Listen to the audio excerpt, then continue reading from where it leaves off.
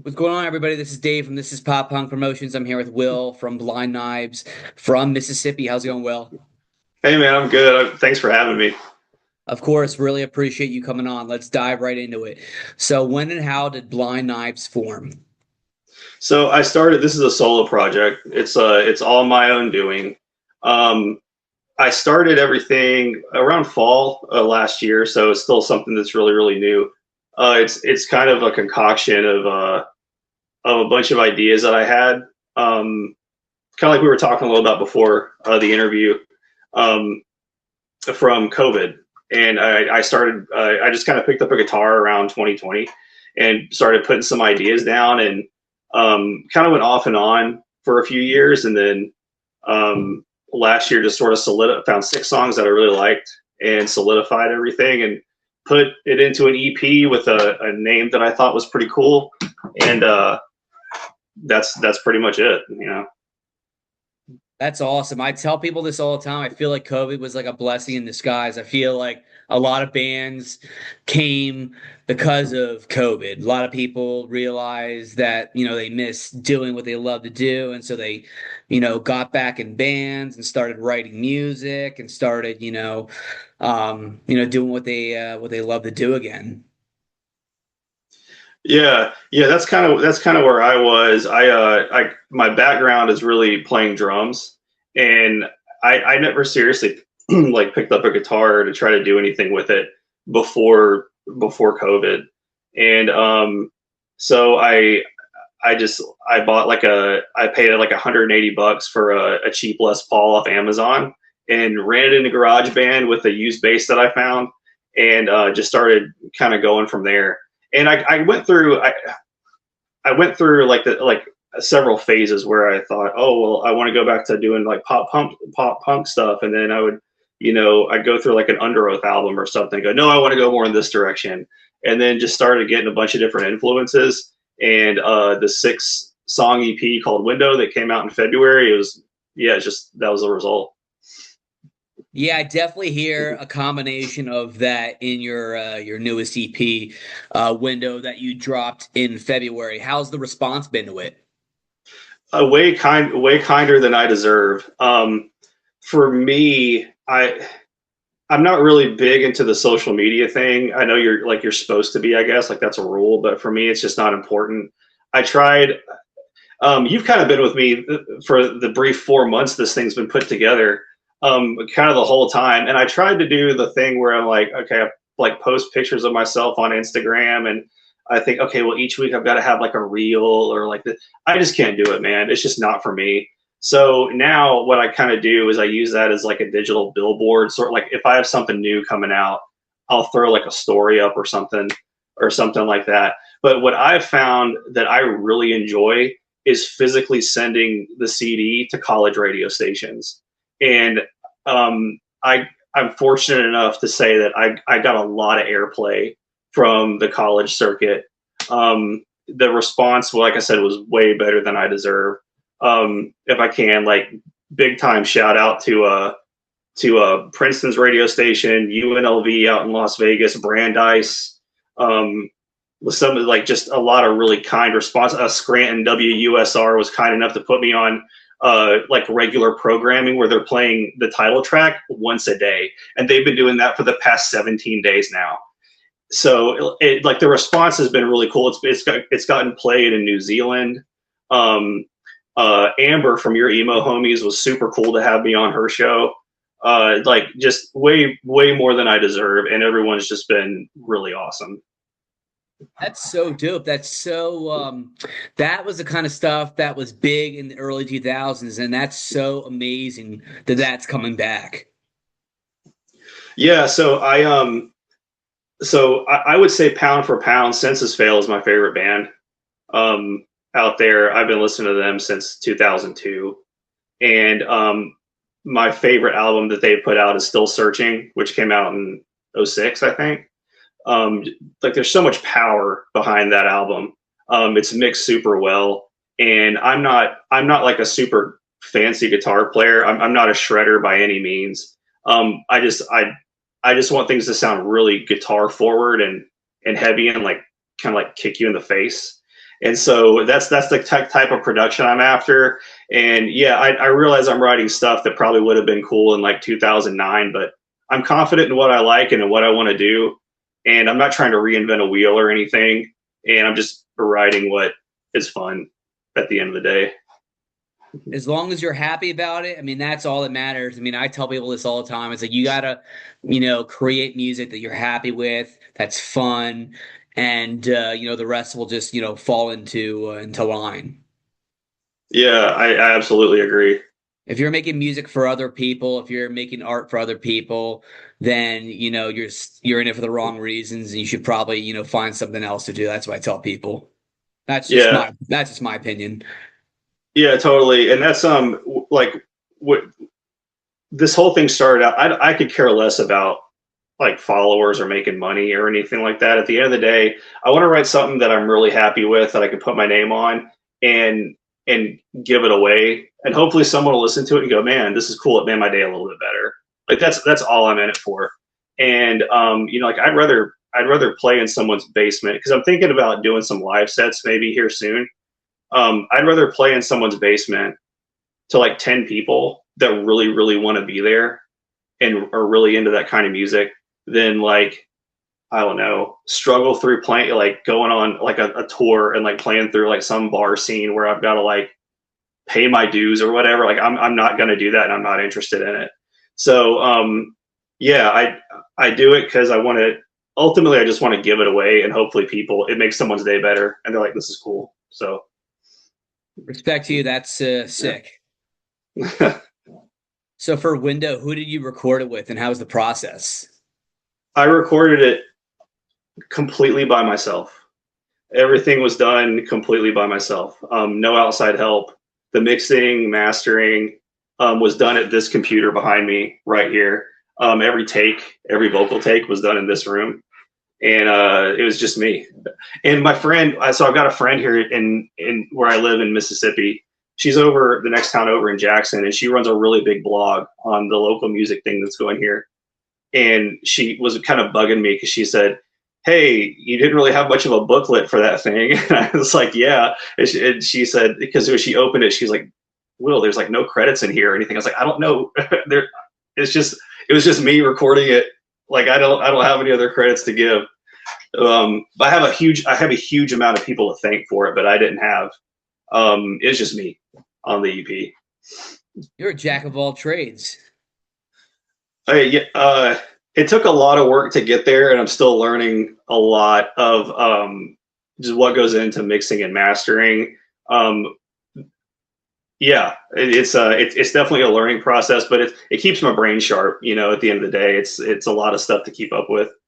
But yeah, I had a really good time doing it, and I gotta say though, the 5-year run up to actually putting it out was a huge block of just this trial and error, and I think Window's a good reflection of the best that I have right now, and I've got another EP coming out in September, and I think that one will be even a step forward than what I've got currently, and I'm really excited for it. What would you say was the hardest thing about the whole mixing and mastering process?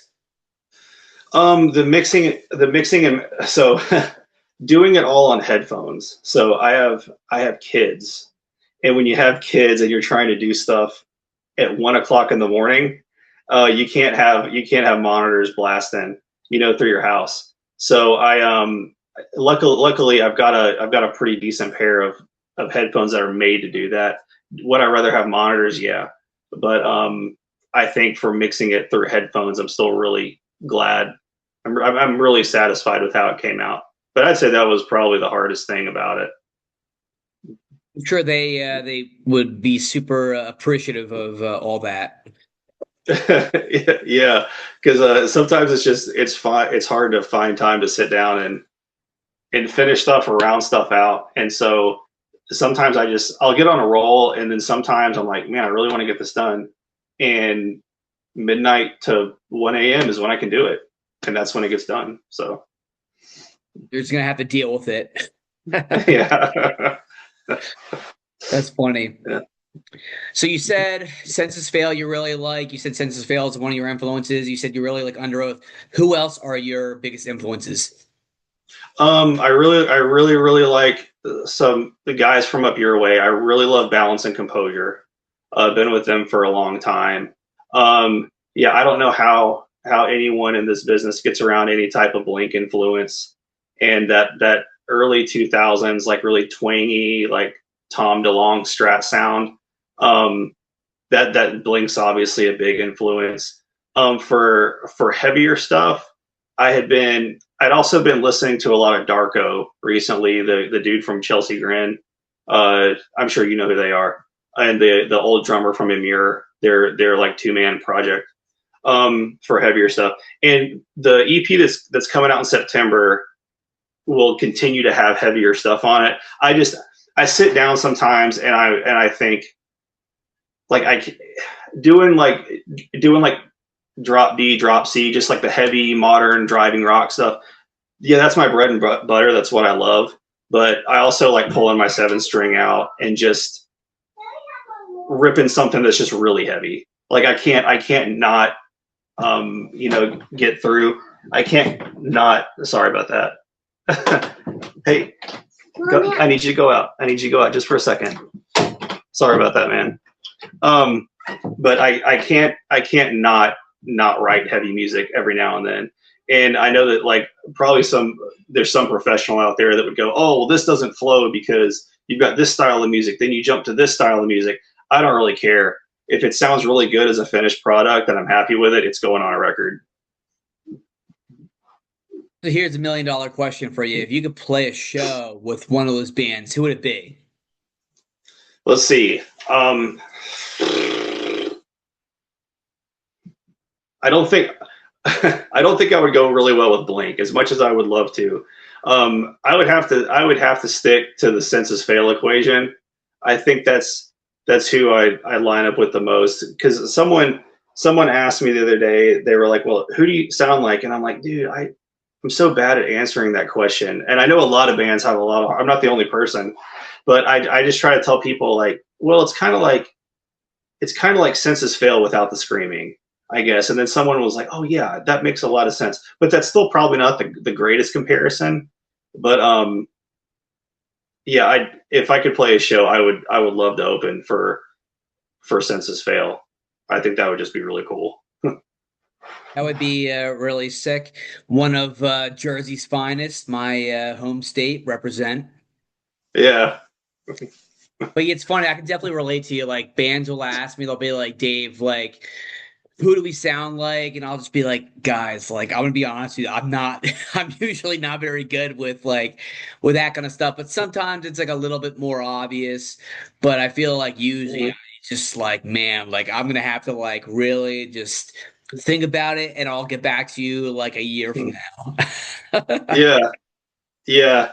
And I recently I've also been listening to there's an Atari's album that they put out, and I think it was '06 or '07. It's called Welcome the Night, and it came out after So Long Astoria. Everybody knows So Long Astoria. That's like their big, like the cover song they did that got all the traction. But there's an album that came after that. As a matter of fact, I think it was the Atari's most recently released full length album. It's called Welcome the Night, and I think people were really critical over it, but I love it and I think it's great. It's really different from their earlier stuff, but I for some newer stuff I've been writing, I've been drawing influence from that as well. So yeah, just kind of I don't know, man, like all over the place. It just depends, and I'll pick up like I'll be in the store or something with my wife shopping, and I'll hear like a pop song on like the Belk speakers or something from like 2004, and there will be like a little jingle in the bridge, and I'll be like, oh wait a second, I got to remember that, and I'll come home and I'll turn it into something that's like some like drop F like heavy thing. I don't know. It all kind of comes from all sorts of places. Yeah, no, I'm definitely Yeah. with you on that. Like, I feel like whenever I come up with like a really good idea, I need to hurry up and like jot it down, put it in my notes section of my Mhm. phone, write it on like a notepad, a piece of paper, because if I don't, I'm gonna forget it like that. Yeah. Yeah, the phone is definitely a useful tool for music writing nowadays. But like catching just like random ideas from here and there. I love being able to take something that's just like, oh, I like that, but then you kind of workshop it and then you kind of turn it into your own piece much later on, and it sounds completely different, but you got this like inspiration from like a really weird source, like I said, a song over a speaker from 20 years ago, or stuff like that. That's absolutely incredible. So you're from Mississippi. How is the pop punk, the punk rock scene there? Do you have a favorite local band, a favorite venue? Oh man, non-existent. It's absolutely non-existent. There's some cool people I know that play in there's kind of a hardcore scene here, but what place doesn't have a hardcore scene? And there's kind of like a doom thing going on. As far as like pop punk goes, it's really non-existent.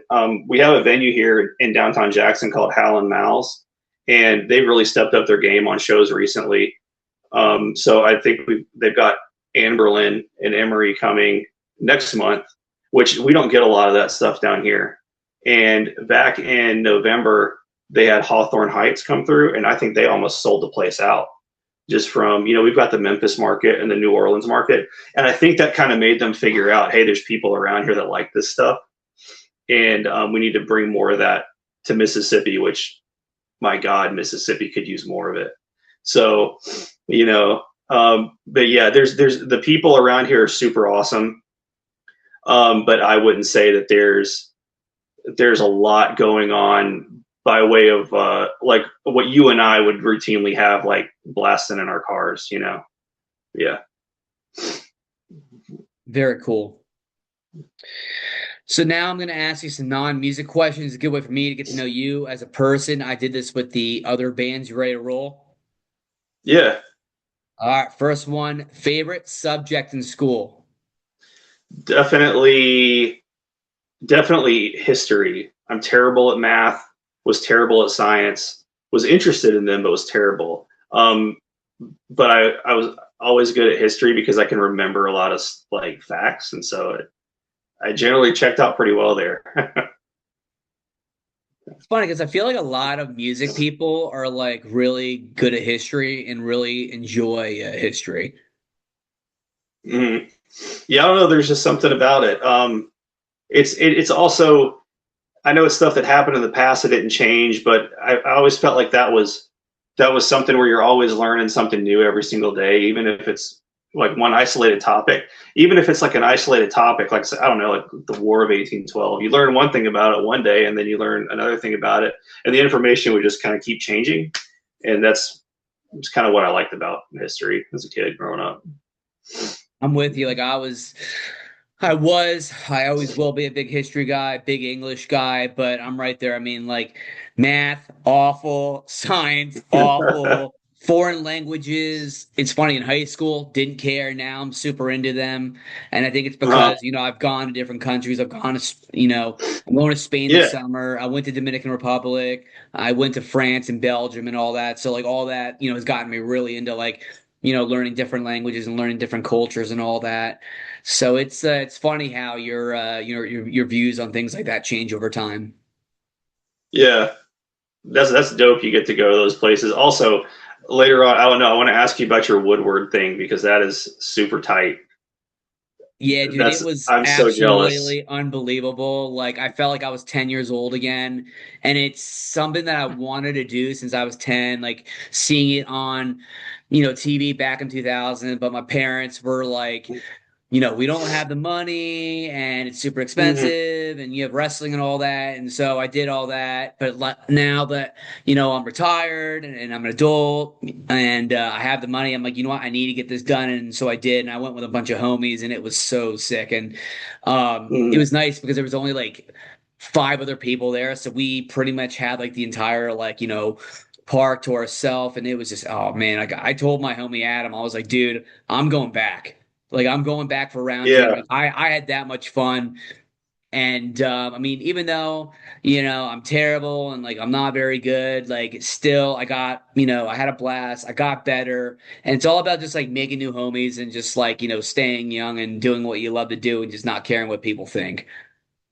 No, that's awesome, man. So like I actually my bachelor's degree is actually in sport management, and I went to school in South Carolina for it.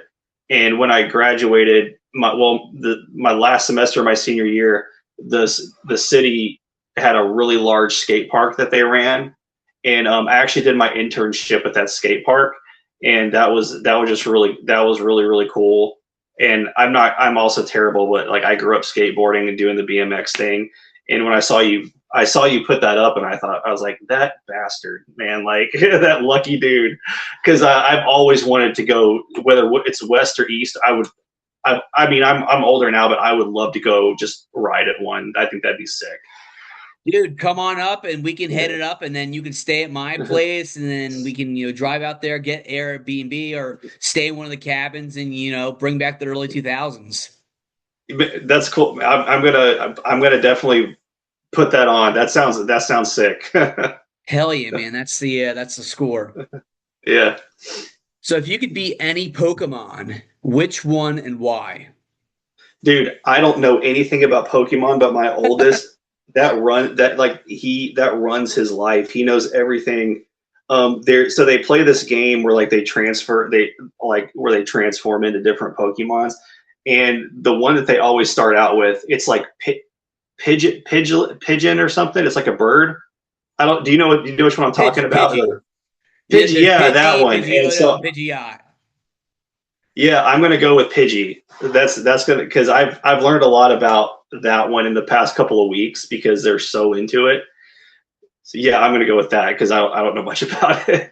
That's a different answer. I feel like normally it's like Pikachu or like Ghastly or like Pokemon or like Charmander or like a Charizard or just Pokemon like that. But yeah, Pidgey's like cute and adorable, but can be like really like sick and Pidgey's got some really dope attacks. Well, there you go. I'm your first Pokemon deep track on the center of the year. So there you go. Hell yeah. So if you had $1 million and you could donate it to any charity, which one? I would say Doctors Without Borders right now. That's who I go with. Yeah, just with everything going on in the world. That's who yeah, Doctors. I like, not that I like keep up with, I don't know how to say this, like their charity standing, but I've always heard really great things about them. And like there's everything, all the mess going on in the world right now. Doctors Without Borders is what I would say. Yeah, the biggest thing is Yeah. just making sure that the money goes to the right people and the right like Mhm. organizations because we've seen, people like good people like get taken advantage of. Like they'll, give money to, organizations and like, people that they thought, were good and then they ended up using that money for like, disgusting things and Mhm. giving money to like, disgusting like organizations. And so like for me, like that's the big thing. Mhm. Yeah, for sure. That's awesome. All right, last question. What are some places in Mississippi that visitors should check out? Really, the only place that I would recommend is Biloxi, and I still say that with a lot of hesitation. We're not really a tourist state, but there's some fun things to do on the beach in Biloxi. Um, they've got, sometimes when the water gets a little choppy, there's some really sick jet ski riding you can do down there, and I know because my wife and I did it a few years ago, and it was absolutely awesome. So yeah, Biloxi's got there's some good food down there. They've got a pretty good little beach. It's a good time if you're into like the casino thing. They've got some casinos down there that are pretty fun. Um, but yeah, I'd say Biloxi. If you ever find yourself swinging through and you're in that area, that's where I check out. When I come down to hang out with you, we can hit that spot up.